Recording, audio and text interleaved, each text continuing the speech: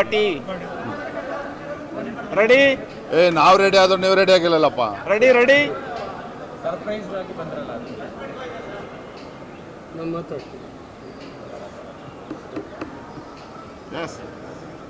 ಭಾರತೀಯ ಜನತಾ ಪಾರ್ಟಿ ರಾಜ್ಯದ ಬರ ಅಧ್ಯಯನ ಮಾಡೋದಕ್ಕೆ 6 ತಂಡಗಳನ್ನು ರಚಿಸಿತ್ತು.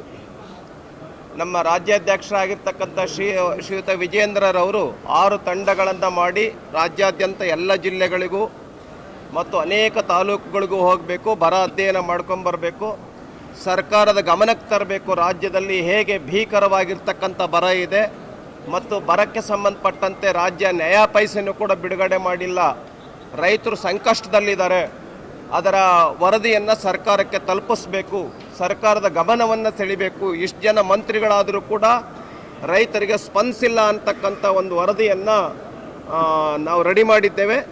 ಈ ಸಂದರ್ಭದಲ್ಲಿ ಅಧ್ಯಕ್ಷರು ಮತ್ತು ನಮ್ಮ ಪ್ರತಿಪಕ್ಷದ ನಾಯಕರಿಗೆ ನಾವು ವರದಿಯನ್ನು ಸಲ್ಲಿಸ್ತಾ ಇದ್ದೇವೆ.